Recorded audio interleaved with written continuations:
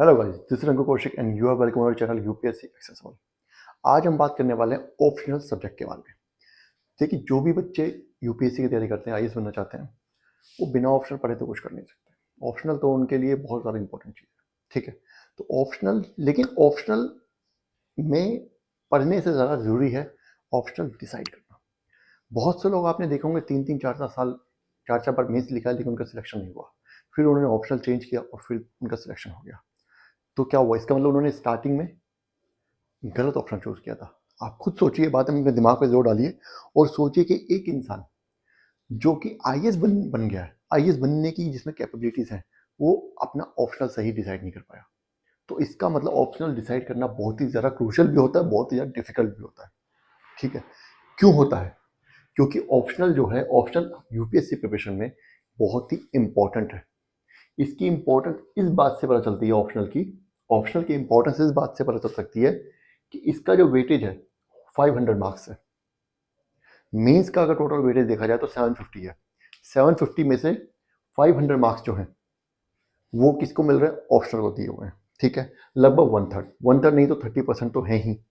ठीक है, लेकिन ये सिर्फ 500 मार्क्स नहीं है, यहाँ पे एक लोचा और भी है। जीएस में 4 पेपर होते हैं, जीएस 1, 2, 3, 4।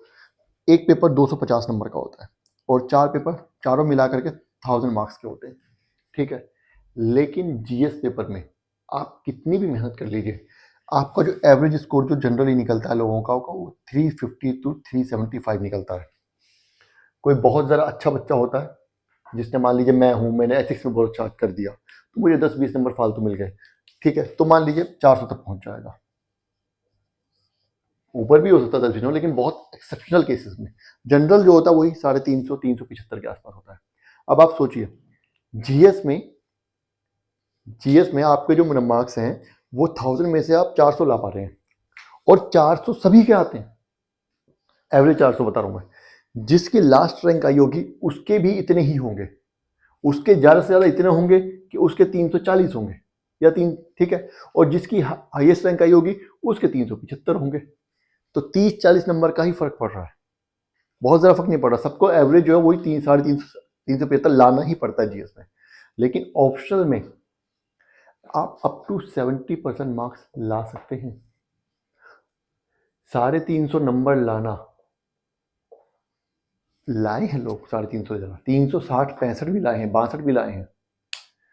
नहीं तो देखिए 250-260 तो एवरेज स्कोर माना जाता है जिनका सिलेक्शन हुआ है। अगर 260-70 से कम आपके मार्क्स हैं तो आपका सिलेक्शन होगा ही नहीं, बहुत कम चांसेस आपके सिलेक्शन होने के। ठीक है, लेकिन 260, 270 मार्क्स फिर भी लाए जा सकते हैं। ठीक है, यहाँ पे अकेला ऑप्शनल, यहाँ पे अगर आप थोड़ी सी मेहनत करें ऑप्शनल में, अगर आप मेहनत करते हैं और आपने ऑप्शन अच्छे से चूज किया, आपका ऑप्शन स्कोरिंग भी, आपका इंटरेस्ट भी उसमें, आपकी राइटिंग स्किल्स भी अच्छी हैं, सभी फैक्टर्स सही चल रहे हैं, पॉजिटिव हैं, तो आप 350 नंबर तक स्कोर कर सकते हैं मेहनत करके। मेहनत कर, देखो मैं बताऊँ क्या कर रहा हूँ, मेहनत करने के बाद भी मार्क्स मिल जाए ये भी बहुत बड़ी बात है। यूपीएससी एग्जाम एक ऐसा है जहाँ पे मेहनत करने के बाद भी मार्क्स नहीं मिलते। तो मेहनत करके अगर आपको मार्क्स मिल रहे हैं, बहुत ज़्यादा मेहनत करके, तो इसका मतलब ऑप्शन आपका बहुत अच्छा है, या आप अपने ऑप्शन में बहुत अच्छा कर रहे हैं। समझ गए? तो ऑप्शनल की इंपॉर्टेंस इस बात की है कि ऑप्शनल आपका डिसाइडिंग फैक्टर है। जहाँ पे लास्ट रैंक वाले के, या जो बंदे इंटरव्यू में बाहर हो गए, उनके ऑप्शनल में मार्क्स लगभग 250, 260, 270 हैं। वहीं जो टॉपर होता है उसके मार्क्स 300 से ऊपर होते हैं, 350 के आसपास हो सकते हैं। तो 100 नंबर का डिफरेंस, इसका मतलब आप भी 100 नंबर ज़्यादा ला सकते हैं बाकी सबसे। अगर वो ला सकते हैं तो आप भी ला सकते हैं। तो ऑप्शनल बहुत ज़्यादा बड़ा रोल प्ले करता है आपके सिलेक्शन में। ठीक है, अब ऑप्शनल है, आपको चूज करना है, ऑप्शनल की इंपॉर्टेंस पता चल गई। ठीक है, लेकिन ऑप्शनल चूज करने के लिए आपको पता तो होना चाहिए कि ऑप्शनल कौन कौन से हैं। तो सबसे पहले तो ऑप्शनल की लिस्ट निकाल लीजिए, इंटरनेट से, गूगल से डाउनलोड कर लीजिए, मिल जाएगी आपको। ऑप्शनल की लिस्ट निकाल लीजिए, उसको बार बार देखिए कौन कौन से ऑप्शनल हैं। ऑप्शनल जब आप देखेंगे तो आपको देखते ही पता चल जाएगा, उसमें से आधे ऑप्शनल तो ऐसे होंगे जो आपको पता है कि आपको कभी लेने ही नहीं है। ठीक है, तो ऑप्शनल चूज करने का जो प्रोसेस है वो ऐसा नहीं है कि आपको 50 ऑप्शनल में कंफ्यूजन हो रही है। नहीं, कंफ्यूजन आपको 2 या 3 ऑप्शनल में ही होती है, ज़्यादातर 2 या 3 सब्जेक्ट्स में ही होती है। इनमें से कौन सा चूज करूँ, 50 में नहीं होती। ठीक है, क्या हुआ ठीक है, चलिए लिस्ट निकाली, लिस्ट आपने देखी, बार बार आप देख रहे हैं, कोई दिक्कत नहीं। अब आपको मन में है वो ध्यान कर रखा आपने कि इनमें से एक ऑप्शन मुझे चूज करना है। टिक कर लेंगे उनमें जो जो आपको लग रहा है कि जिनमें से आप जिनको आप क्या कर सकते हैं, जिनको भी आप चूज कर सकते हैं। अब वो जो चूज करने वाली बात होती है, तो 3 तरह के स्टूडेंट्स होते हैं या 3 तरीके कह सकते हैं आप ऑप्शनल चूज करने के। कौन कौन से? सबसे पहला तो ये होता है कि कुछ बच्चे क्या करते हैं, साफ सीधी बात है भैया, जो ग्रेजुएशन में सब्जेक्ट था वही ले लो, सेफर साइड के लो। इसमें यह है कि आपका टाइम बचता है, आपके अपने सब्जेक्ट में ग्रिप अच्छी है, आपने 3 साल ऑलरेडी पढ़ा है, पहले डेप्थ में जाकर के पढ़ा है, ठीक है, तो सेफ साइड रहते हैं, आप ऑप्शन ले लेते हैं।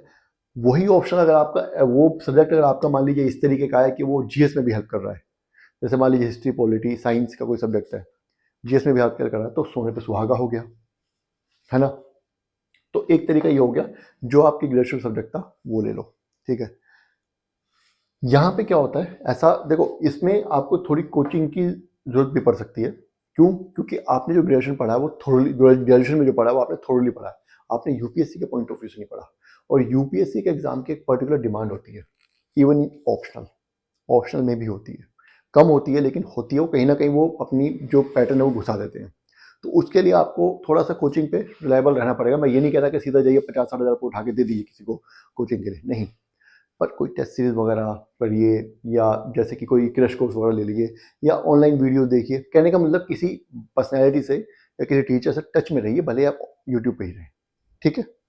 चलिए आगे क्या कह रहे हैं, अगला आ जाता है, कुछ लोग ऐसे होते हैं जिन्होंने ग्रेजुएशन में सब्जेक्ट ले लिया, पढ़ लिया, 3 साल पढ़ा, 4 साल पढ़ा, लेकिन उनका उनमें इंटरेस्ट नहीं था, किसी रीज़न से ले लिया था उन्होंने, माँ बाप के प्रेशर में। कई बार होते हैं लोग, कोई डॉक्टर बन गया, कोई इंजीनियर बन गया, बाद में पता चला उसको पढ़ना ही नहीं था। अगर ऐसा ना होता तो बहुत से डॉक्टर्स आईएएस का एग्जाम क्लियर करते हैं। तो ऐसा तो नहीं होगा कि 12वीं क्लास में बच्चा है, 11वीं क्लास में बच्चा है, उसने सोचा होगा कि पहले मैं एमबीबीएस का एग्जाम क्लियर करूंगा, एक एमबीबीएस की सीट खराब करूंगा, ठीक है, उसके बाद वहां पे 7-8 5-6 7 साल मेहनत करूंगा, फिर जाकर के आईएएस का एग्जाम दूंगा। ऐसा तो शायद नहीं सोचा होगा, जहां तक मुझे लगता है उसने पहले डॉक्टर बनने के लिए ही सोचा होगा। डॉक्टर बनने के बाद उसको रियलाइज हुआ होगा, नहीं यार मुझे आईएएस भी बनना चाहिए, है ना। तो इंटरेस्ट बदला, या तो इंटरेस्ट बदला, या उसका एमबीबीएस में कोई इंटरेस्ट था ही नहीं, उसने प्रेशर में कर लिया था, या उस टाइम पे उसे पता ही नहीं होगा कि मेरा इंटरेस्ट किस चीज़ में है। तो ऐसा भी होता है कि जब हम ग्रेजुएशन में आते हैं उस टाइम पे हम 17-18 साल के ही होते हैं, जब 12वीं पास करते हैं, तो हमें बहुत से लोगों को, ज़्यादातर बच्चों को पता ही नहीं होता उन्हें करना क्या है। इसमें कोई बुरी बात नहीं है, ठीक है। 17-18 साल के बच्चे को पता ना होना एक बहुत ही नेचुरल प्रोसेस है, बहुत ही स्वाभाविक सी चीज़ है, कोई बड़ी चीज़ नहीं है। तो इसलिए इंटरेस्ट भी आपके बदल जाते हैं। तो इसमें क्या होता है फिर कि अब आपको, जो आपने ग्रेजुएशन की उसमें आपका इंटरेस्ट नहीं है, तो आपने कोई और सब्जेक्ट ले लिया जिसमें आपका इंटरेस्ट है, तो या उनमें से 2-3 सब्जेक्ट आपको लग रहे हैं, सपोज कीजिए मुझे लग रहा है कि ये सब्जेक्ट मैं ले सकता हूँ, 2-3 सब्जेक्ट, तो मुझे कोई कन्फ्यूजन नहीं है। अब तीसरी आती है कन्फ्यूज जो लोग होते हैं, ज़्यादातर लोग इसी कैटेगरी में आते हैं। क्यों? ना उन्हें ग्रेजुएशन वाला सब्जेक्ट लेना है, ना उन्हें अपना इंटरेस्ट वाला सब्जेक्ट लेना है, किसी भी वजह से।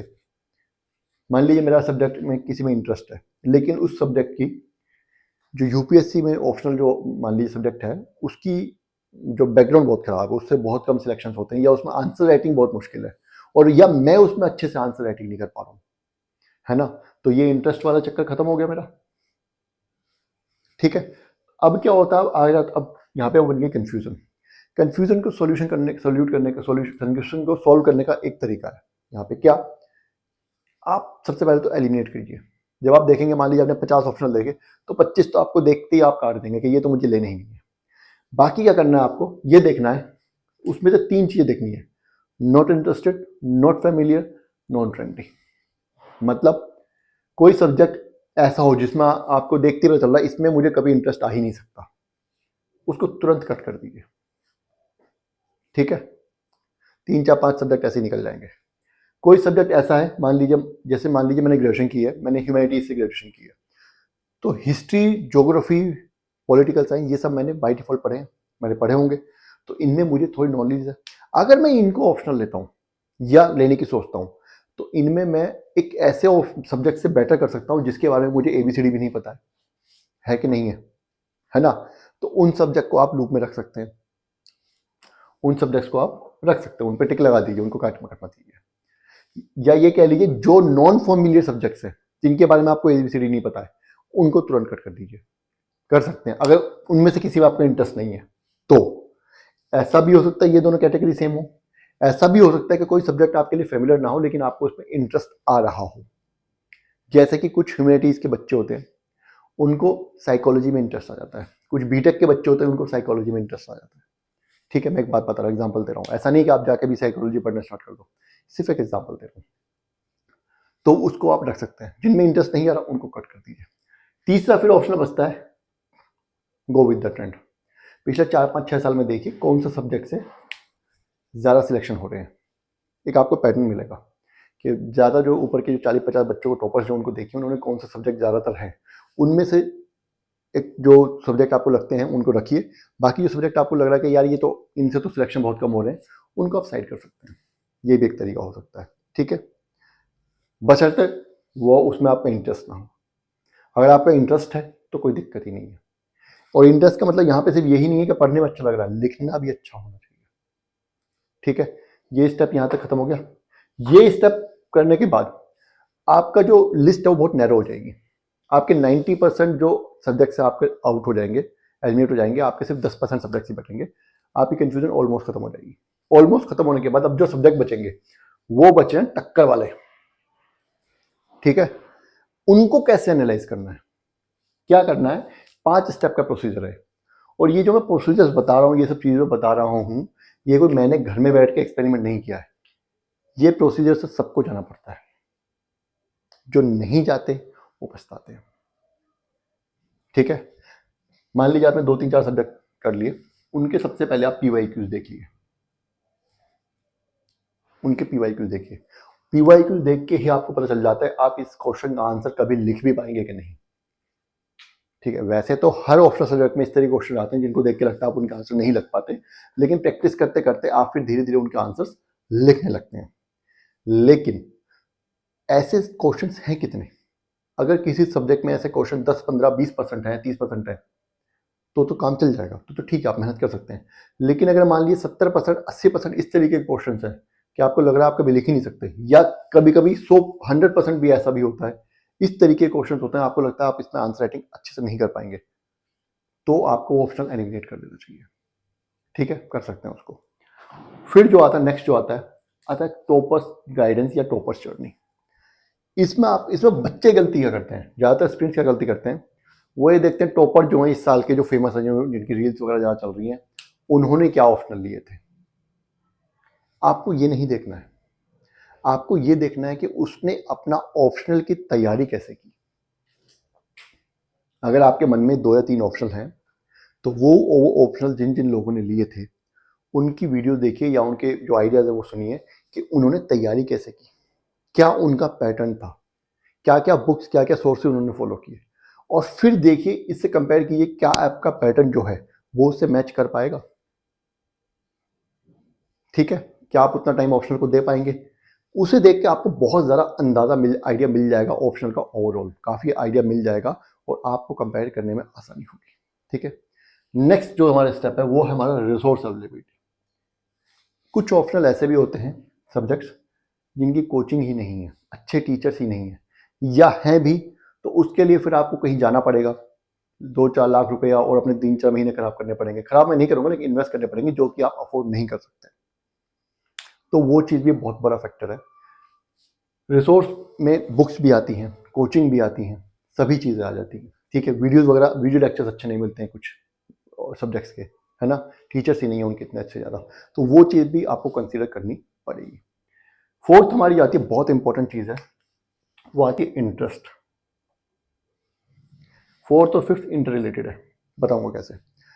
इंटरेस्ट आपको पढ़ के ही पता चलेगा ऑप्शनल के बारे में, थोड़ा थोड़ा आप उसको देखिए, उसका सिलेबस देखिए, PYQs देखिए, तो आपको पता चलेगा कि हाँ मेरा सब्जेक्ट इंटरेस्ट किस में आ रहा है। अब इंटरेस्ट का मतलब ये नहीं है कि उस टाइम पे पढ़ के आपको मज़ा आ रहा है, नहीं। इंटरेस्ट का मतलब ये है कि मान लीजिए अगर आपका पहले अटेम्प्ट में भी सिलेक्शन हो गया, तो भी आपको कम से कम 1.5 से 2 साल तो ऑप्शनल पढ़ना ही है। पढ़ना है कि नहीं है? तो क्या आप 2 से 3, 4, 5 साल एक सब्जेक्ट डेली पढ़ सकते हैं? आपको किस सब्जेक्ट को देख के ऐसा लग रहा है कि ये सब्जेक्ट आप डेली पढ़ सकते हैं?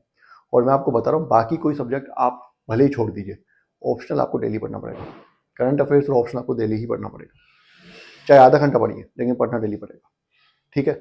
तो इंटरेस्ट बहुत इंपॉर्टेंट चीज़ है। उसके बाद चौथा पांचवा स्टेप क्या है? Casual reading. कैजुअल रीडिंग, जैसे कि मैंने बताया कि कंफ्यूजन जो होती है वो कुछ 2 3 4 ऑप्शनल के बीच में होती है, सब्जेक्ट के बीच में। आप क्या कीजिए, अगर वो ज़्यादातर क्या कीजिए, सबसे पहले मैं जो भी वीडियोस बनाता हूँ या कभी भी कोई मुझसे पूछता है उसको बताता हूँ, तो यही बताता हूँ कि सबसे पहले गो थ्रू दी एनसीईआरटी। ज़्यादातर ऑप्शनल सब्जेक्ट कहीं ना कहीं एनसीईआरटी में कुछ ना कुछ उनका दिया हुआ होता है। कोई भी सब्जेक्ट ले लीजिए, जो कुछ ऐसे सब्जेक्ट हैं डायरेक्ट जो हैं जीएस वाले सब्जेक्ट जो हम बोल देते हैं, जैसे हिस्ट्री, ज्योग्राफी, जिनका कि ऐसे ऑप्शनल सब्जेक्ट्स जिनका कि जीएस में भी वेटेज है, उनके बारे में तो तीनों एनसीईआर, मान लीजिए हिस्ट्री है, हिस्ट्री के बारे में तो 3 मोटी मोटी पुरानी एनसीईआरटीज आपको पढ़नी ही पड़ेगी, तो पहले उनको पढ़िए। उसके बाद डिसाइड कीजिए आप हिस्ट्री ऑप्शनल आप रख सकते हैं कि नहीं रख सकते। ज्योग्राफी अगर आपको रखना है तो ज्योग्राफी की एनसीईआरटीज पढ़िए। पॉलिटिकल साइंस में आप पहले पॉलिटी खत्म कर लीजिए। साइकोलॉजी अगर आपको चलना है तो साइकोलॉजी की भी एनसीईआरटीज हैं, पेपर 4 में काम आती हैं, काफी हद तक काफी चीजें उसमें से काम आती हैं, उनको पढ़िए। इकोनॉमी पढ़ना है तो इकोनॉमी की एनसीईआरटीज पढ़िए। पब एड भी आपको काफी हद तक, अगर आप गवर्नेंस वगैरह पढ़ेंगे तो थोड़ा आइडिया तो हो ही जाएगा, ठीक है। तो पहले जीएस पढ़िए, पहले एनसीईआरटीज पढ़िए, कैजुअल रीडिंग लीजिए, या उस सब्जेक्ट के लिए कुछ सिंपल जो बेसिक टॉपिक्स हैं उस सब्जेक्ट के, कुछ टॉपिक्स जो हैं उनको पढ़िए।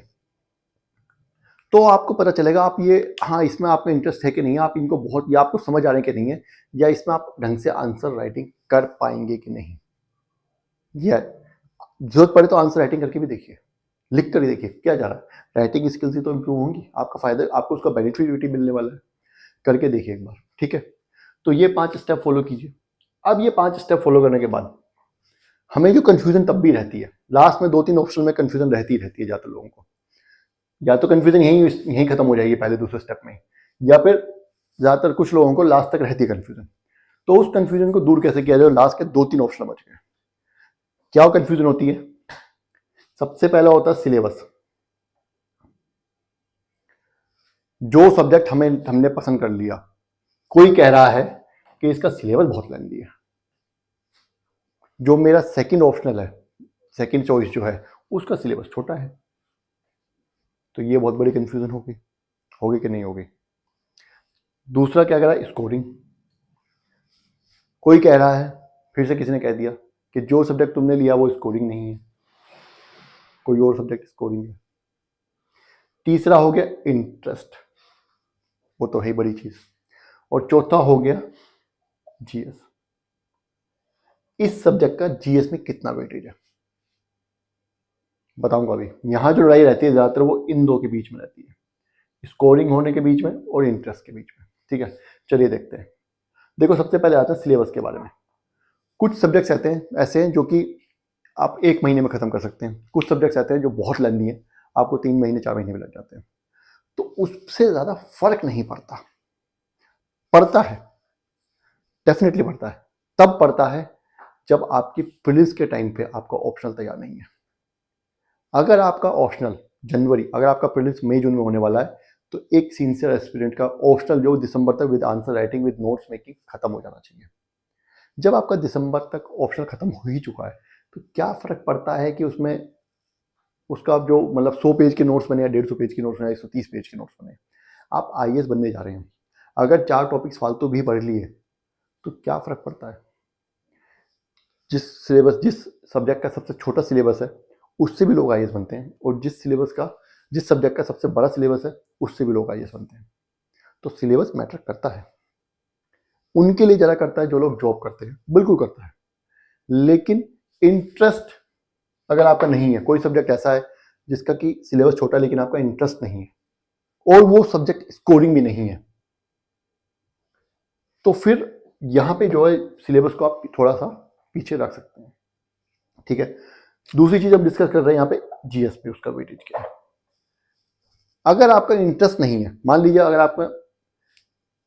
अगर कोई सब्जेक्ट आपके ग्रेजुएशन में नहीं है और उसका इंटरेस्ट नहीं है, और आपको कंफ्यूजन है कि उसको चूज करेंगे तो ना करें, तो ये देखिए उसका जीएस में वेटेज कितना है, जीएस में उसका वेटेज कितना है। समझ रहे मैं क्या कहना चाह रहा हूं। और सिलेबस की जो मैं बात कर रहा हूं, यहां पे भी जो मेन जो फैक्टर मिलेगा वो आपके इंटरेस्ट को मिलेगा। सिलेबस छोटा होना डेफिनेटली एक फर्क है, लेकिन अगर आपको समझ ही नहीं आ रहा है तो आप सिलेबस का क्या करेंगे? वो ही यहाँ पे अगर आपका इंटरेस्ट है सिलेबस में तो आप कोई ऐसा सब्जेक्ट चूज कर सकते हैं जो कि history, geography, political science, economy, क्योंकि ये जीएस का बहुत बड़ा पोर्शन कवर कर लेते हैं। ठीक है, अगेन इंटरेस्ट होना चाहिए, अगर इंटरेस्ट नहीं है तो नहीं। और सपोज कीजिए मैं साइंस से बैकग्राउंड से हूँ लेकिन मुझे ह्यूमैनिटीज का मैंने कोई सिर्फ इसलिए ना करूँ कि उसका वेटेज जीएस में है। इंटरेस्ट भी होना चाहिए, थोड़ा बहुत इंटरेस्ट होना बहुत जरूरी है। ठीक है, तो ये वाला फैक्टर हो गया, आप इसको भी कंसिडर कर सकते हैं। अब जो दो मेन फैक्टर है हमारे, मैंने आपको बताया स्कोरिंग और इंटरेस्ट के बीच में।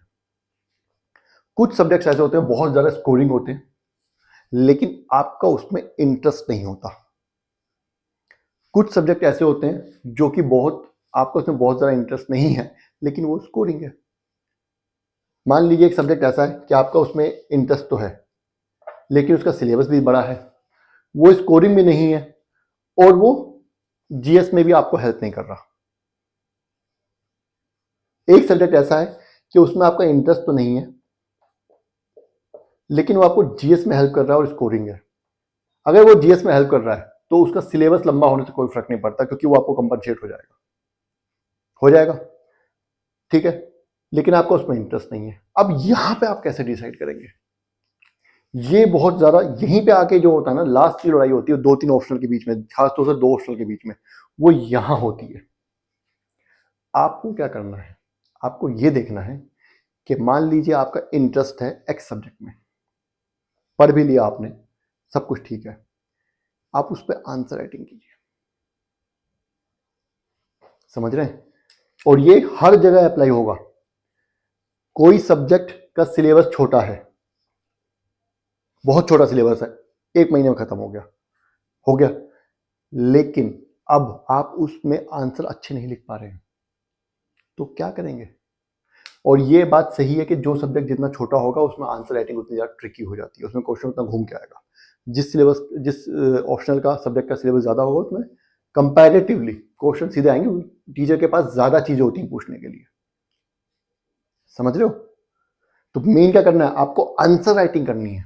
उस दोनों सब्जेक्ट पे कीजिए बारी बारी से, थोड़ा थोड़ा कोई कोई टॉपिक उठा लीजिए, बार बार पूछे जाते हैं, उनके ऊपर आंसर लिखिए। ये देखिए, अपने आंसर चेक कराइए, ये देखिए कि आप आंसर लिख भी पा रहे हैं कि नहीं पा रहे। आप छोटा सिलेबस आपने पढ़ लिया, रट लिया, लेकिन अब आप उस सिलेबस को कॉपी में नहीं लिख पा रहे हैं या अच्छे से नहीं लिख पा रहे हैं तो फायदा क्या वो छोटे सिलेबस का? इससे अच्छा तो फिर बड़े सिलेबस वाला ले लेते। अगेन वो स्कोरिंग है सब्जेक्ट, पर मुझे स्कोर नहीं मिल रहा, मैं अच्छा आंसर नहीं लिख पा रहा। At the end of the day वो सब्जेक्ट कितना भी स्कोरिंग हो, मुझे उससे मतलब नहीं है, मेरा स्कोर आना चाहिए उसमें। इंटरेस्ट भी है, किसी सब्जेक्ट में इंटरेस्ट तो है, लेकिन मैं यूपीएससी की जो डिमांड है, जो उसके आंसर है वो नहीं लिख पा रहा हूँ। इंटरेस्ट होना, पढ़ने में इंटरेस्ट आना और उस इंटरेस्ट को पेपर पे प्रेजेंट करना, दोनों अलग अलग चीजें। अगेन जीएस में हेल्प कर रहा हूँ, हेल्प कर रहा है मुझे सिलेबस, लेकिन फिर वही बात है, मैं उसमें अच्छा आंसर नहीं लिख पा रहा, मेरे उसमें मार्क्स नहीं मिल रहे। तो क्या करना है? इन चारों चीजों का सोल्यूशन क्या है? Answer writing. आंसर लिखिए, लिखना स्टार्ट कीजिए। मैं ये नहीं कह रहा कि 100 आंसर लिख दीजिए, दो दो तीन तीन आंसर लिखिए। कुछ टॉपिक्स उठा लीजिए, 10-15 को टॉपिक्स उठा लीजिए, 10-15 इसमें 10-15 उसमें। देखो उन दोनों में से एक ऑप्शन तो आपको चूज करना है। ठीक है, तो 10 एक ही आपको, मान लीजिए आपने 15 इसमें उठाया, 15 इसमें उठाया, तो 15 तो आपको काम आ ही जाने हैं आगे। 15 जो बचे वो भी कहीं ना कहीं जीएस में काम आ ही जाते हैं, ऐसा कुछ नहीं, बेकार नहीं जाता। ठीक है, कोई बेकार नहीं जाएगा, आपको काम आ ही जाएंगे। आपका उससे और ज्यादा आपका सोचने का तरीका बदलेगा, वो आपको कहीं ना कहीं हेल्प भी करेगा। ठीक है, तो आप उसमें आंसर लिख के देखिए। अगर आपको लगता है आप आंसर लिख पा रहे हैं, सिलेबस भी छोटा है, स्कोरिंग भी है, इंटरेस्ट भी है, जीएस में भी है, और आप उसमें आंसर अच्छे लिख पा रहे हैं तो ले लीजिए। और अगर एक आधी कोई चीज है जो इसमें से नहीं है, या तीन चीजें भी हैं, दो चीजें भी हैं, लेकिन आप उसमें अच्छा कर पा रहे हैं, तो आप फिर वही ऑप्शन लीजिए। तो बेसिकली आपको उसमें मेहनत करनी पड़ेगी, रिसर्च करनी पड़ेगी बहुत ज्यादा। थोड़ी बहुत रिसर्च से काम नहीं चलेगा।